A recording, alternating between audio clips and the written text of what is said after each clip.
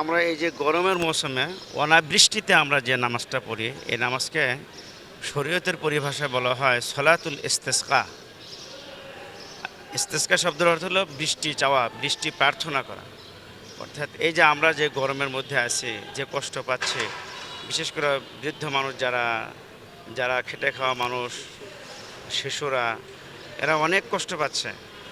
এবং বিশেষ করে যারা মাঠে ময়দানে কাজ করে, যারা রিক্সা চালায়, আমরা শহর বন্দরে দেখি, যারা মাঠে কাজ করেন, যারা মাটি কাটেন, যারা শ্রমিক শ্রেণীর মানুষ আছে, এদের বেশি কষ্ট হয়। তো সব কিছু মিলিয়ে এ সময় আমরা একটা নাবিশ্বাস একটা অবস্থার মধ্যে আমরা আছি, যে খুবই কঠিন সময় পার করছি। এ সময়টাতে আমরা আল্লাহর কাছে বৃষ্টি প্রার্থনা করি যে আল্লাহ এই গরম কমিয়ে দাও এবং অনাবৃষ্টিকে তুমি বৃষ্টিতে পরিণত করে দাও, যেন আমরা গরম থেকে বাঁচতে পারি। এটাকে বলা হয় সলাতুল ইস্তেসকা।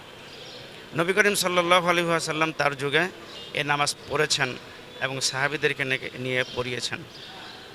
আমাদের যুগেও এটা হয় অনেক, শুধু এবছর না, অন্য বছরেও দেখা গেছে যে অনেক জায়গাতে অনাবৃষ্টির কারণে লোকেরা এবং সে এলাকার যিনি ধর্মীয় বুজুর্গ ব্যক্তি আছেন তাকে নিয়ে লোকেরা মাঠে ময়দানে গিয়ে নামাজ পড়েন। আর এই নামাজটা পড়ার একটি নিয়ম হলো খোলা মাঠে পড়া। তো সেখানে নামাজ পড়লে আল্লাহ তাআলা বৃষ্টি দেন। এমন দেখা গেছে যে মোনাজাত শেষ হয়েছে, নামাজ শেষ হওয়া মাত্রই বৃষ্টি শুরু হয়ে গেছে।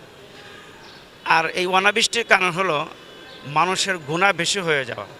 অর্থাৎ আমরা যখন অপরাধে এবং আল্লাহ তাআলা নাফরমানিতে বেশি লিপ্ত হয়ে যাই, আল্লাহ তাআলাকে ভুলে যাই, আল্লাহ তাআলার হুকুম বিধান মানতে আমরা একেবারেই নারাজ, তখন আল্লাহ তাআলা এটি তার পক্ষ থেকে সামান্য একটি নিদর্শন দেখান, যেটা অনাবৃষ্টির মাধ্যমে। যে দেখো, এই সামান্য একটু বৃষ্টি যদি আমি না দেই বৃষ্টির মৌসুমে, তাহলে তোমরা কত কষ্ট পাও। তাহলে আমার আযাব তো আরও ভয়াবহ। আমার আযাব হলো লা ইউআযিবুহু আযাবাহু আহাদ। এজন্য এই অনাবৃষ্টির মধ্যে আমরা বেশি পরিমাণে নিজেদের গুনাহের মাফ চাওয়া, ক্ষমা চাওয়া, ইস্তেগফার করা, তাওবা করা এবং আল্লাহ তাআলার প্রতি ঝুঁকে পড়া, রুজু করা। আমরা আমাদের পাপকর্ম ছেড়ে দিয়ে আল্লাহর প্রতি ঝুঁকে পড়া এই অনাবৃষ্টির সময় আমাদের বেশি করতে হবে এবং বৃষ্টি প্রার্থনা করতে হবে। তো কিছু কৃষক আছে যারা বোরো ধান মাঠে রোপণ করেছেন, এখন কিছুদিনের মধ্যে সে বোরো ধান ইয়েতে আসবে, অর্থাৎ বাড়িতে উঠে আনবে। তো এদের ক্ষতি হবে না? আসলে নবী করিম সাল্লাল্লাহু আলাইহি ওয়াসাল্লাম যখন বৃষ্টি চাইতেন, যে এলাকায় বৃষ্টি প্রয়োজন সেখানে বৃষ্টি চাইতেন।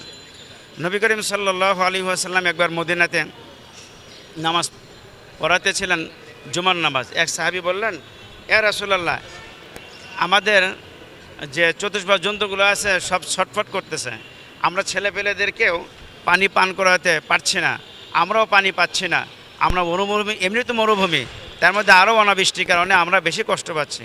নবী করিম সাল্লাল্লাহু আলাইহি ওয়াসাল্লাম বৃষ্টির জন্য সেই খুতবাতে দোয়া করলেন হাত উঁচিয়ে। তো এমন দেখা গেল যে সঙ্গে সঙ্গে মেঘমালা একসাথে জমা হলো এবং বৃষ্টিপাত শুরু হলো। এমন বৃষ্টি হলো যে আগামী জুমা পর্যন্ত বৃষ্টি হতে লাগলো। তো আবারও সেই সাহাবী নবী করিম সাল্লাল্লাহু আলাইহি ওয়াসাল্লামকে বললেন, ইয়া রাসূলুল্লাহ, বৃষ্টিতে তো আমরা আবার একেবারেই নিমজ্জিত হয়ে গেছে, যে আমাদের বৃষ্টি এখন ক্ষতির কারণ হয়ে দাঁড়িয়েছে। তখন নবী করিম সাল্লাল্লাহু আলাইহি ওয়াসাল্লাম আবার দোয়া করলেন, আল্লাহুম্মা হাওয়া আলাইনা ওয়ালা আলাইনা। ইয়া আল্লাহ, আমি তো আপনার কাছে বৃষ্টি চেয়েছিলাম আমাদের উপকারার্থে, এখন তো বৃষ্টি আমাদের ক্ষতির কারণ হয়ে গেছে। তো মদিনার আশেপাশে যেখানে বৃষ্টি হয়নি সেখানে আপনি বৃষ্টি দেন। তো আমরা আল্লাহর কাছে বৃষ্টি চাচ্ছি, এর তো হলো যেখানে বৃষ্টির প্রয়োজন সেখানে বৃষ্টি দেয়া। আর আসলে হলো এখন যদি বৃষ্টি সারা এলাকাতেই হয় তাহলে তেমন কোনো ক্ষতি হবে না ধানের, আশা করি। জি।